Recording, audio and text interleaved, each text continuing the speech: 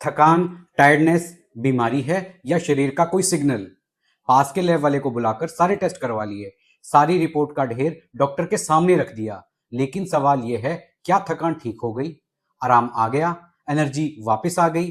फिर social media के किसी प्रोफेसर ने बताया, बादाम खा लो, ये वाला पाउडर खा लो, ये वाला कैप्सूल खा लो। लेकिन किसी ने यह पता करने की कोशिश की कि थकान का कारण क्या है। सुबह अलार्म बजता है और बॉडी कहती है बस आज छुट्टी ले लो। पहले कभी कभी ऐसे होता था, धीरे धीरे ये रोज होने लगा। 8 घंटे की नींद के बाद भी ऐसा लगता है जैसे शरीर को किसी ने पीट रखा हो। बॉस के डर से ऑफिस पहुंच तो जाते हैं, लेकिन दिमाग अभी भी सो रहा होता है। ऑफिस पहुंचते पहुंचते जैसे बैटरी 40% पे आ गई हो। 11 बजे की मीटिंग में बॉस की हर बात का जवाब सिर हिलाकर देना पड़ता है। लंच तक समहाउ काम हो जाता है। थोड़ा थोड़ा काम किया और छुट्टी के समय बैटरी जैसे गुल हो गई हो। घर पहुंचे, बच्चों ने कहा चलो खेलते हैं। आपका जवाब, आज बहुत थक गया हूं। यही शायद आपको खुद से एक सवाल पूछना चाहिए कि आप इतना थक क्यों जाते हैं। सबसे पहला सवाल यह होना चाहिए कि हम सोते कितना हैं, और उससे भी ज्यादा आप सोते कैसे हैं।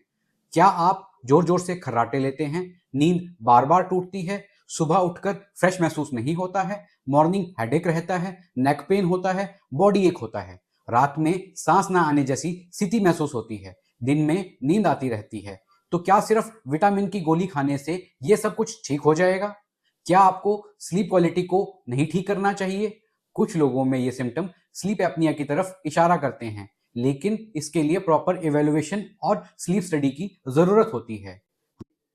हाँ, vitamin B12, iron, vitamin D3 जैसी डेफिशिएंसी भी कुछ लोगों में फैटीग के लिए कंट्रीब्यूट कर सकती हैं।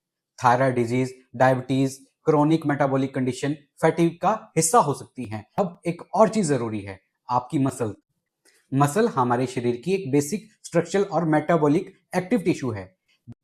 जब आपकी लाइफ में बेड से चेयर, चेयर से कार, कार से ऑफिस सीट, ऑफिस सीट से वॉशरूम, वॉशरूम से वापस सीट, फिर कार, फिर सोफा, फिर वॉशरूम और आखिर में बेडरूम। अगर आप पूरी डेली मूवमेंट गिनने पर बस ये कुछ स्टेप ही निकाल रहे हैं, तो शायद आपको सिर्फ मैं एक्सरसाइज नहीं करता ये सोचना नहीं चाहिए। आपको अपनी पूरी लाइफस्टाइल मूवमेंट के बारे में ही सोचने की जरूरत है। और आखिर में आता है मेंटल लोड। काम का pressure, family pressure, social pressure, personal responsibility, हर समय दिमाग में चलती हुई ये सारी चीजें आपकी एनर्जी और फैटिक को प्रभावित करती हैं।